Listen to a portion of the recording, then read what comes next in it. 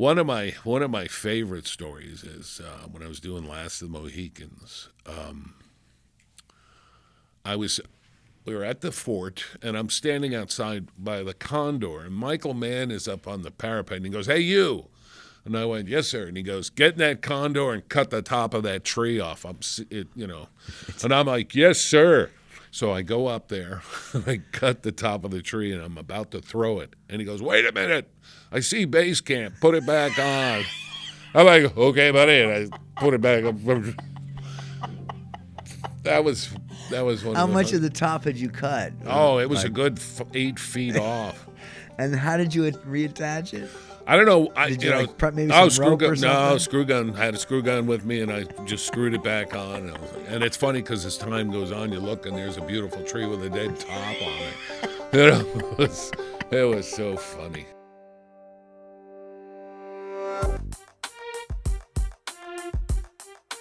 I wasn't briefed properly on the subject. Welcome to Rap Beer. Today I've got one of the OG grips. I've got Robert Hoelen with me today, and I'm really looking forward to just going back in time. You're originally from New Jersey, right? Yeah. And it's funny because I was 24. I lived with my parents up until that time, and they had moved to North Carolina. So they go, "Okay, Robert, we're going to North Carolina. You're on your own." So I'm like, "Oh, great."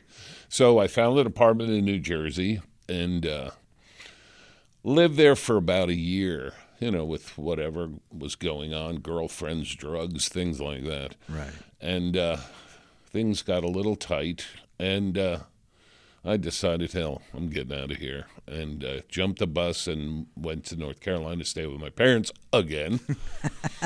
And I stayed with them for a year. And one thing I really got into was reading short stories in Omni magazine. Okay. And one of the stories was Firestarter by Stephen King. So I'm reading this and go, "Well, this is pretty cool." And all of a sudden, De Laurentiis came to town and opened a studio.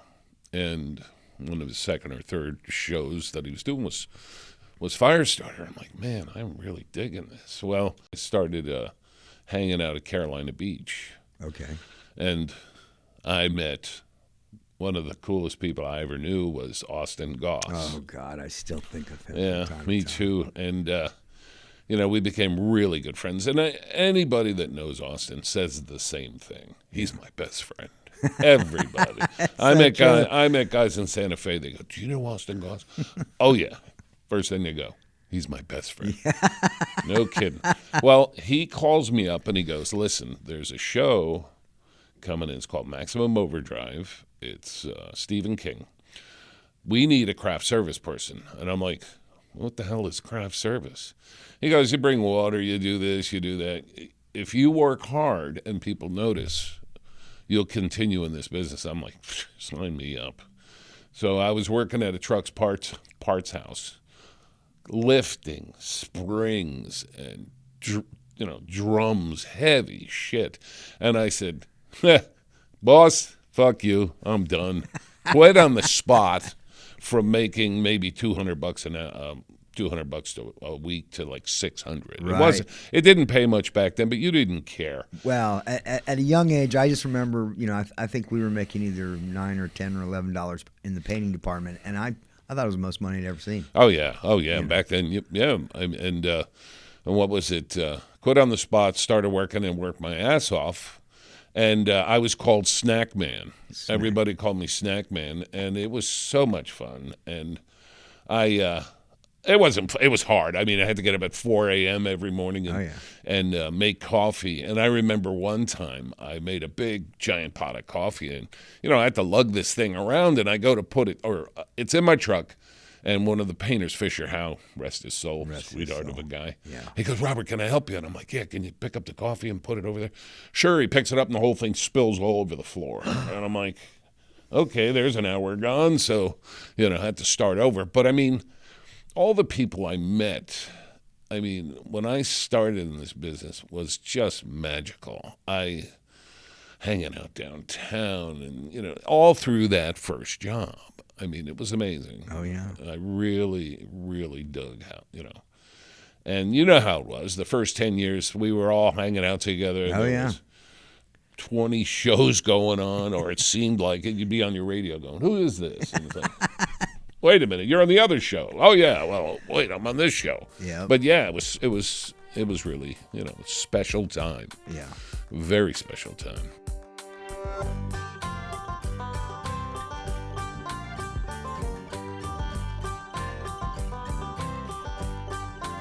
I had this house down at Carolina Beach, and it was a fucking dump.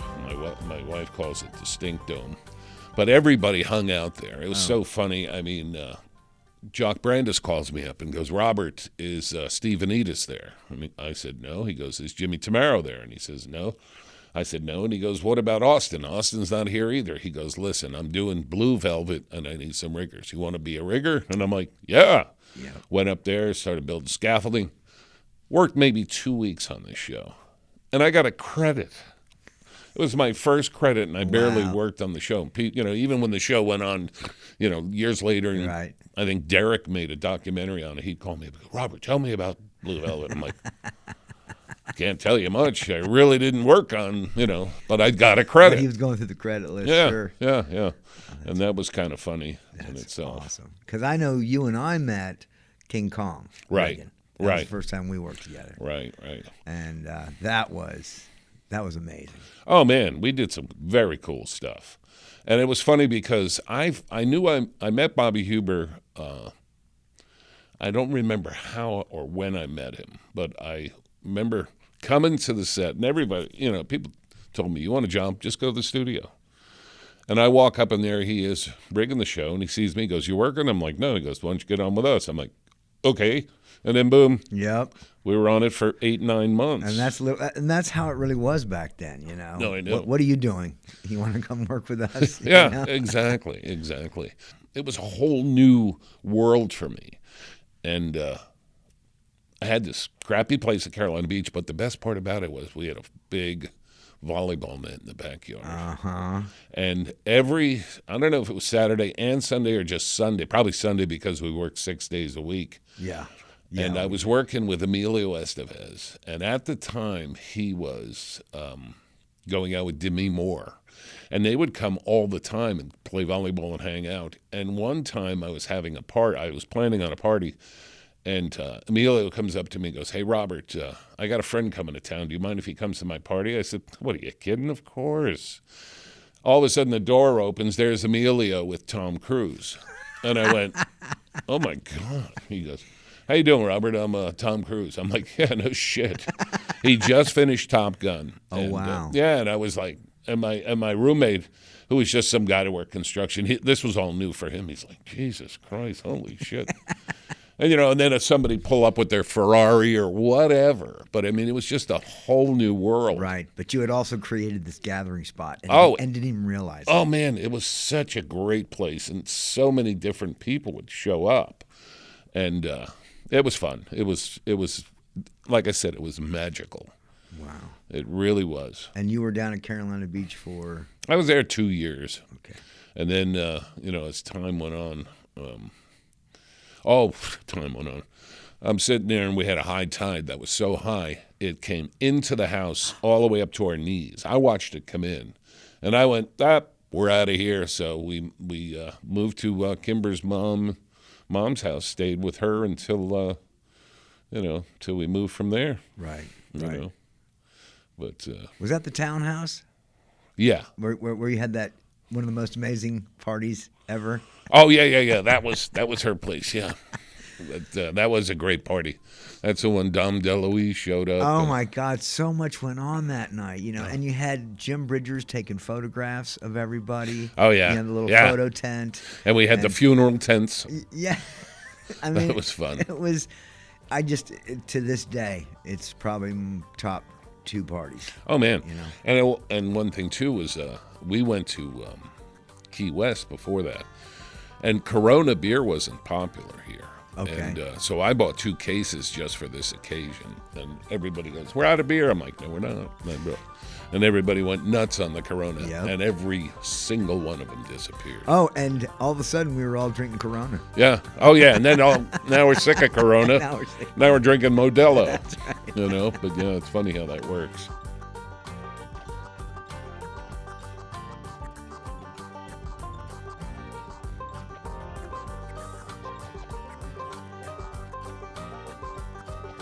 Once Dino left, that magic for me kind of left with it. It was, granted it was non-union and stuff, and the best thing that happened to us was going union. I'm seeing that now with a pension and the benefits we got. Sure. But it was a simpler time. Well, it was. I mean, I always called the Dino days the Wild West here. Yeah. Because it was very loose. Yeah. And and again, and I've said this before in this show, you could get laid off on stage 3, walk over to stage 1 and go back to work. Yeah. Yeah, pretty much. But and like you said, it was probably the most communal time too, because we were all, so many of us that lived here were young and had nothing else to do, so working 12, 13, 14 hours a day and then going and partying for 4 or 5 hours. It's just what we did. Yeah. And it was really much more of a family kind of feeling during the Dino years. And it's funny, we all hung out. I mean, if we had cell phones back then, it would have been like, oh, my God, because I'd sit there and go, what's Petey doing? What's Greg Hull doing? Yep. What's Jimmy Tamaro? What's Eric Barch? What's Logan? What are all these guys doing right now? And we'd all communicate, and, hey, we're all doing this. And this gang of like 40, 50 people who were crazy about each other in the business we were in, it was like we were all in the same boat, and it was fun. It was just... It was delightful. It was, and we were meeting some of the most incredibly talented people from around the world that Dino was bringing in, and it's funny. The way I thought about it at times was that we were doing crap, but we were doing crap in such a large scale that a lot of people who in the business are very experienced but never saw anything on this scale. That's right. Because I went to New York to do a show. It was American Playhouse, low budget, but a lot of big people in it. But I mean, I was exposed to down and dirty filmmaking with really bad equipment, and it really made you appreciate what we had back here. Gotcha. I mean, I never thought it could get that bad. And this is in New York. This is in New York, and I mean, the you kind equipment of assume, was terrible. Yeah. And granted, they've got great stuff there as well. Right. There's great crews. But a lot of old equipment. Yeah, but it's funny. They were still making money on the equipment for. This was like 30 key light gear, and it was just junk. Yeah. And but we made it work, and I enjoyed the job, and but it made you think. It made you appreciate. And it's so funny when I finished that show. I went from the freezing cold of New York to Orlando, Florida. Wasn't that? And did an Ernest movie. Oh, okay. And it's funny because everybody goes, Ernest movies, what kind of crap is that? And I'm like, these were the sweetest people I ever worked for. Yeah. They were delightful and very talented and very funny, and they made it worthwhile. They cared about the crew. Jim Varney. Jim Varney. Yeah. Jim Varney. Everyone I've ever talked to that worked on one of his shows says the same exact Well, it's funny. I did 2 movies with him, and the first movie, he was still having a battle with alcoholism, so he wasn't very open and personable. And then the second movie, he went completely straight, and it was a totally different guy. Oh, wow. And we saw how talented he was. He would do impressions on camera, and there were times when he would do something I couldn't hold it. I was laughing so hard. Right. He was just such a crazy guy. One good story I have is he invited us to a party at his house, and it's pouring rain. I'm driving through Tennessee, and I'm trying to find a phone, and I find a payphone. I put the phone to my ear, and I lean into a Coke machine, and I get the shock of my life. Oh, no. Knocked me on the fucking ground like, God damn, that was And then he goes, yeah, just take a turn here. There. Holy shit, thanks. But I mean, a phone and a Coke machine together. I mean, people don't realize how much electricity goes through a phone line. My God. That's your tip of the day, folks. Do not be on a payphone and lean against Coke machine. Really, that was just crazy.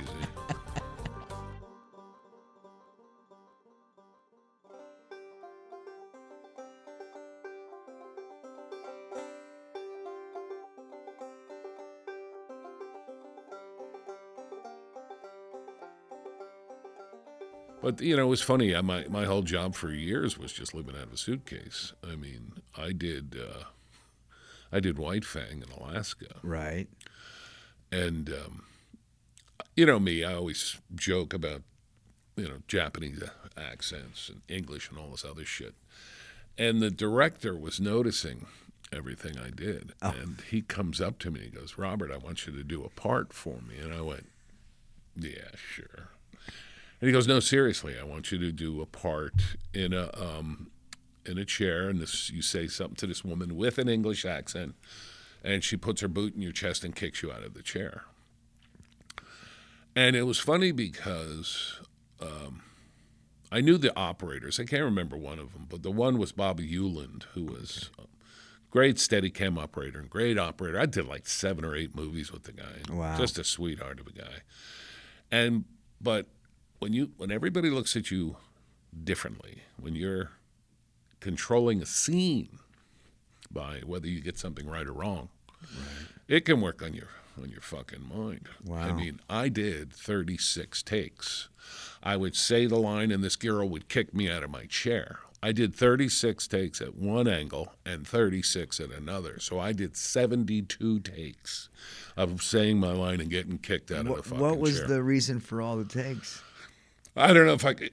I mean, was it he just wanted another take? He just wanted another take? Yeah, the line was, "Oh, Heather, why not put on a pretty dress for us?" She goes, "Well, because I can't do this then," and puts her foot and kicks me out of the chair. Oh, gotcha. Yeah. But it's funny too was, I know the girl's name will pop up in my head. She's from Charlotte.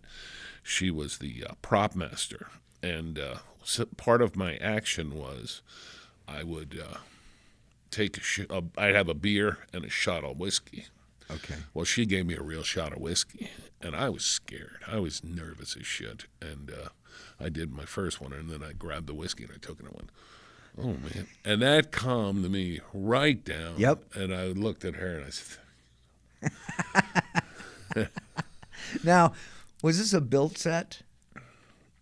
Or was this an actual bar up there? No, it was an actual set. They built exterior and interior. Oh, okay, so somebody brought real whiskey. Oh, it was prop people. Oh, yeah. absolutely. Yeah. Oh, yeah. They were. You know, they had done that. That's awesome. But I mean, Jesus, it was perfect for you at that moment. Man, I'll tell you, I was, and she could see. I mean, my hands were shaking. I was scared to death. Well, you know, what's funny too was I was doing Super Mario Brothers, and I got to work with Dean Semler, who is. Yep. Oh yeah. He's a legend. Yep.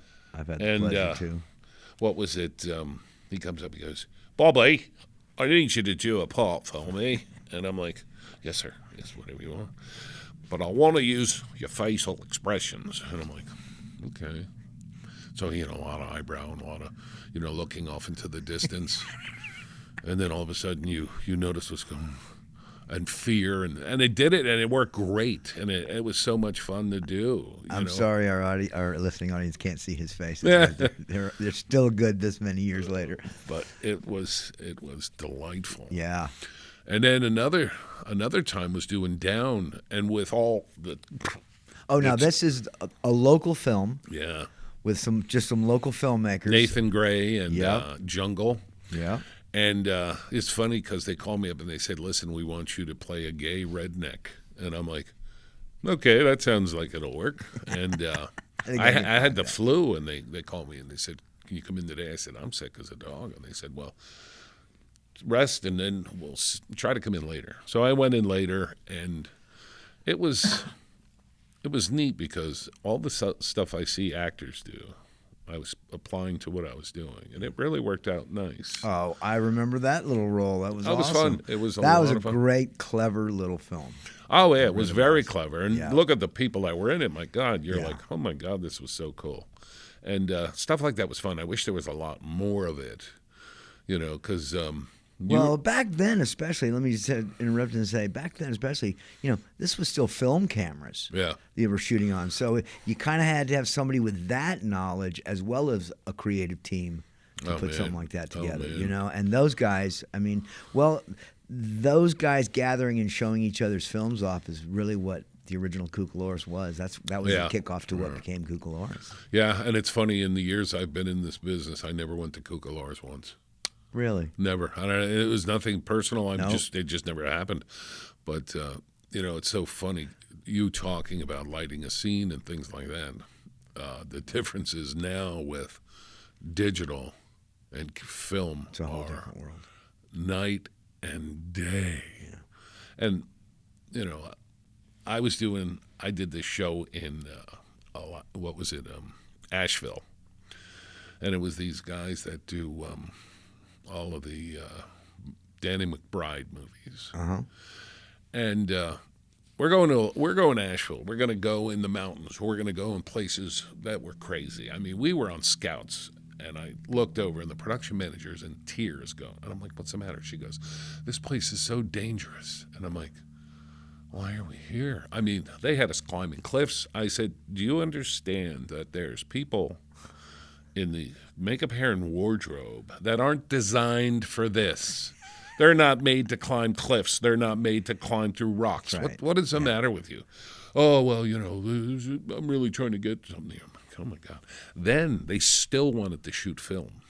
Oh, I wow. said, you guys want to shoot film? Are you out of your mind? And I was the bad guy on the scout. They're going, Robert, you got to be careful what you say because they really don't want to hear it. You're I'm hurting like- their feelings. And I'm like, okay, let me tell you something. First of all, we're not going to bring any lights. Right there, that's a problem. If we go digital, we won't need any lights. And you can carry a full week's worth of media in your pocket as opposed to carrying a whole truck with just a day's worth of film. And then finally, the director of photography convinced the powers that be that the film was a bad idea. Right. And I asked the director, why do you want to do film? Well, because I never did it before. I'm like, Yeah. That's not a good reason. I said, you're not the one having to carry all this crap. That's right.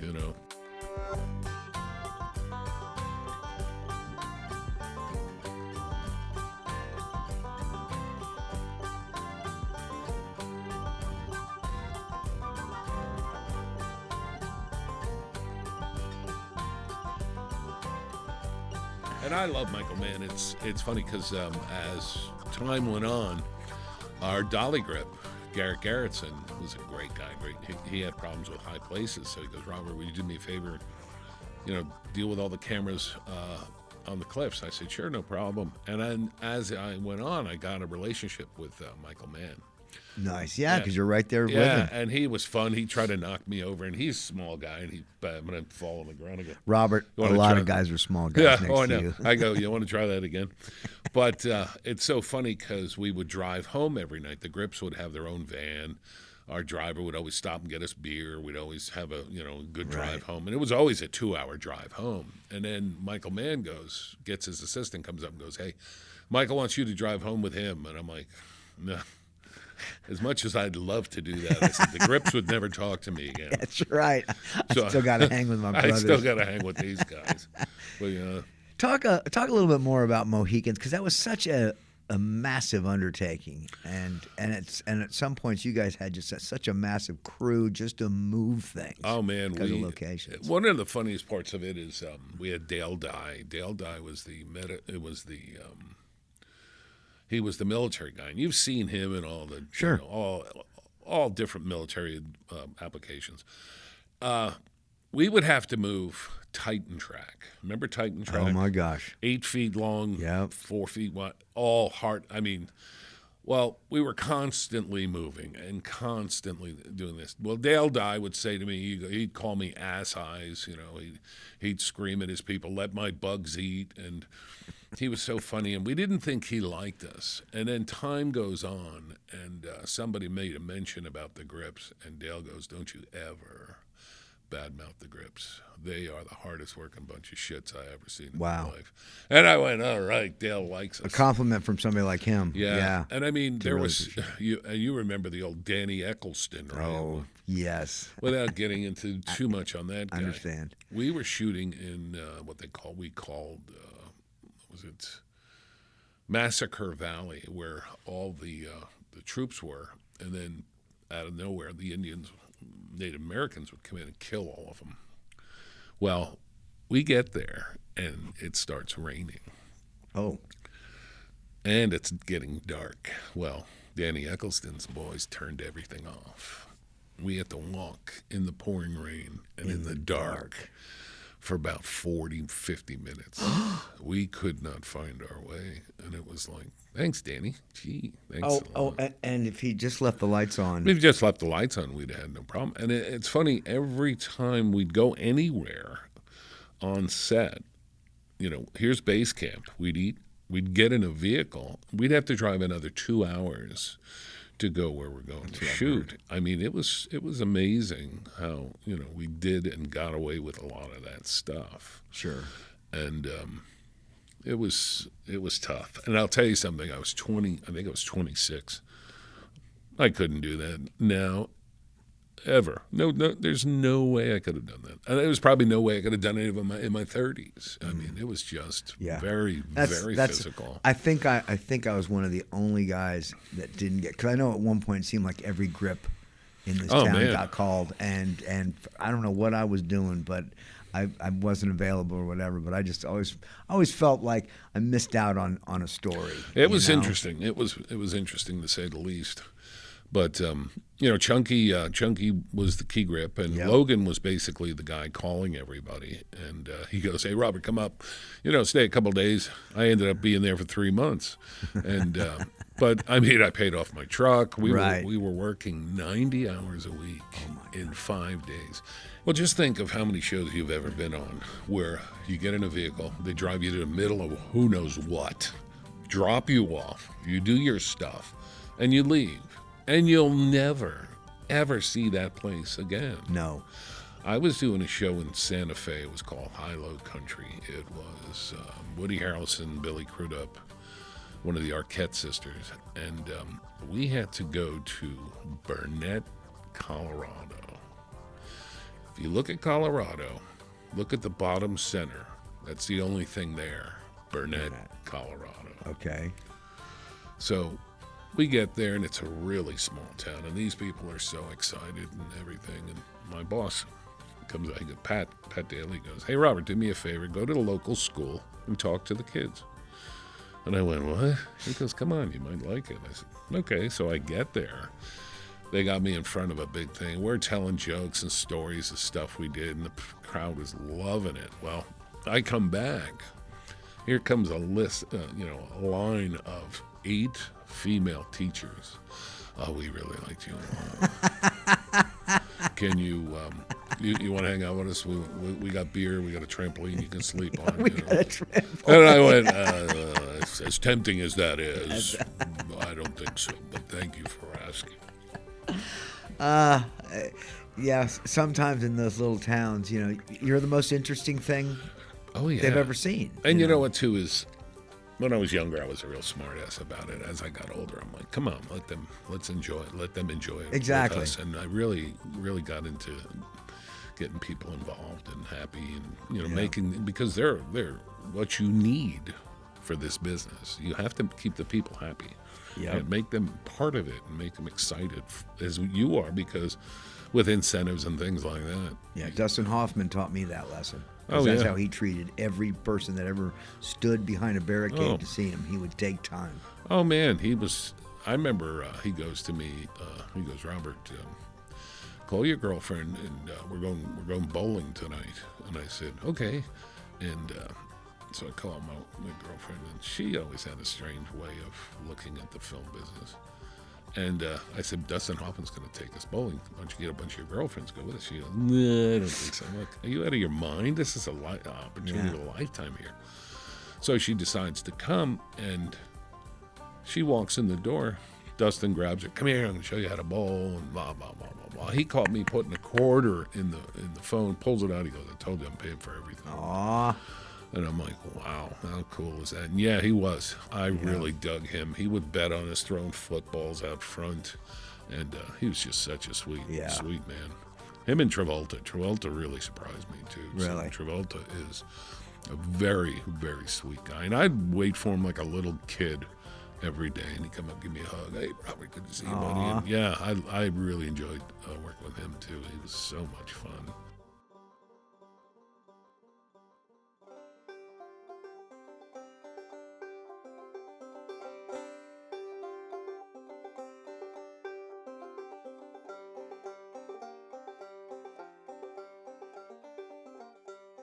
Getting back to working with Dennis, I was doing Army Wives, and we had just started working. And this is the first time we were getting into digital. Yeah, right. We were the first generation high-resolution cameras. And it's so funny. I'm trying to get a feel of Lloyd Ahern. Okay. And so I go out and, I'm going to put some black rub on. He goes, what? What's that for? I said, I'm going to put some black rub. Get that shit out of here. I'm like, fuck you. So I go to sit down, and then something happens, and I come out to do something. And the AD starts screaming at me. What the hell are you doing? Lloyd Ahern comes up and goes, don't you ever yell at this guy again. He's the hardest working guy in this fucking set. God damn it. And from that moment on, I could do anything I wanted. Yeah, I bet. Even he'll be the one even the AD would tell you, he goes, Robert, you could have walked through a take and never gotten in trouble. At Magic Hour. And it's so funny because Lloyd said to me, he goes, hey, what'd you think of me when you first met me? And I said, I thought you were the biggest asshole I ever met. And he starts laughing. I bet. And he goes, you scared the shit out of me. I thought you were going to punch me. I said I would have never done that. But I had such a great time with Lloyd. Yeah. He was such a great guy. How many seasons did you work on that? I worked 5. 5 seasons. Yeah. Yeah. It was a great show. And I mean, look at that's what everyone I've talked to over the years that worked on it said. It was so well put together. Yeah. And we would do our thing and go home, It was, Yep. And Fridays, oh my God. I'd be on the road by 7 o'clock every Friday. On the road. On the road. And Lloyd hated nights. Yeah. He'd go on the scout. He goes, you know what? I think we need to change this. And it's funny, too, because we had to do an exterior shot. It's 5 o'clock. He goes, I'm not waiting. He goes, show me what you can do with the dit. And it looked amazing. Everybody's like, oh, my God. Oh, wow. Roll it, cut. Okay, let's go home. Show me what you can do with this dit. I loved it. He was just such a great guy. He Wow. really was such a hoot. And and it's funny because, I mean, I hadn't worked with somebody that cool since Johnny Jensen. Oh, Johnny Jensen. And it's funny, I did Ramblin' Rose with him. Then I did Date with an Angel. We did a small thing. Then I did Miller's Crossing with him. And then I did a thing called Ditch Digger's Daughters, where he was the director. Yes. And I loved Johnny. Johnny was like working with my dad. Yeah, or my really. brother. Yeah. And I really enjoyed working with him. It was so funny because I was working with Logan and Jimmy Jensen and Johnny. We were all connected at the hip.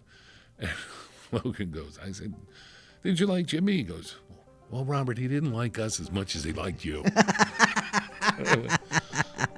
Okay, good point,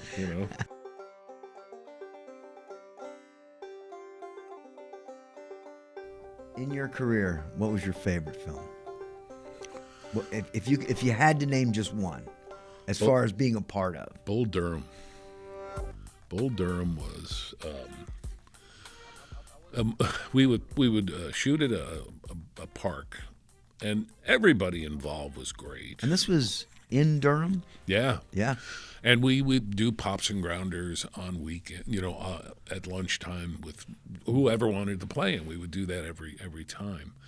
And that was fun. Bobby Byrne was the DP, and he was a fun guy, and it was just a nice nice show to work on. But again, then I was really young, and one of the things I remember really well was we're shooting in the locker room, and I passed out. I was, we're shooting nights, and I fall asleep, and I'm having this dream that I'm talking to Kevin Costner, and Kevin Costner's over me going, "Robert, wake up, wake up." Oh, yeah. But that was fun, and there's a few that were fun. Sure. But it all depends on your age at the time and things like that. I agree. Experience, relationships with people, sure. I really enjoyed working with Chunky the 2 times I did, when I did The Crow and I did Super Mario Brothers. But The Crow is just one problem after another. Tombstone was fun. Tombstone was a lot of fun That's one of my favorite films, a lot of strange too. reasons. But it was a blast. Being so close to Mexico didn't help anything. But you guys spend some weekends over there. no, we never did. We just sent people there to pick up stuff.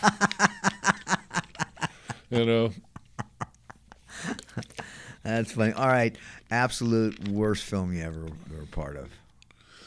Dear John.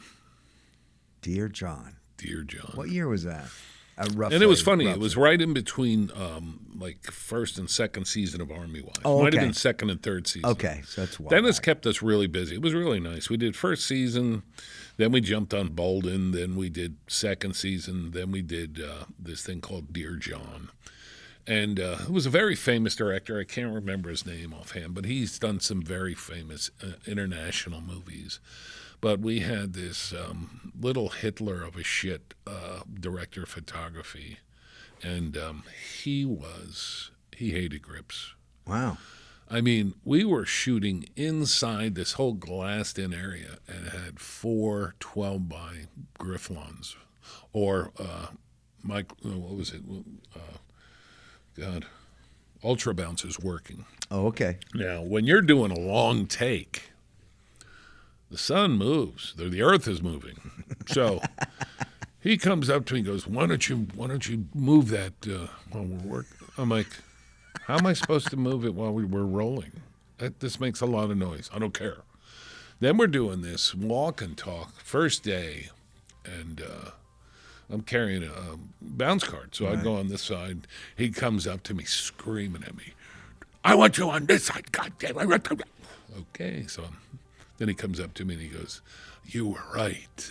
Do it on this side.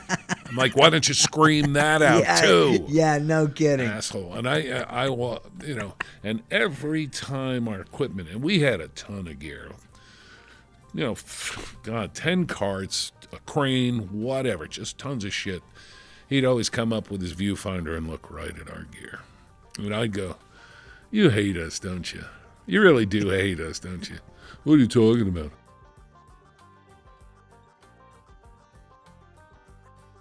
I mean, I've seen situations now where guys will sit and look at their phone all day long. I can't even imagine. And I'm like, God, I couldn't do that. I love being on set. I love calling for stuff. I love keeping an eye on things. I love doing that, just that whole, and it was wild. I enjoyed that so much more than when I Best Boyed. And I was like, and I started Best Boying again. I didn't like it. Oh, I yeah. said, I don't want to do this anymore. Oh, because you weren't on set. Exactly. Yeah. And it's so funny. It's all about, and one thing I loved about the business was, this is where I want to be. Rap Beer is written and directed by Scott Davis and John D. Kretschmer.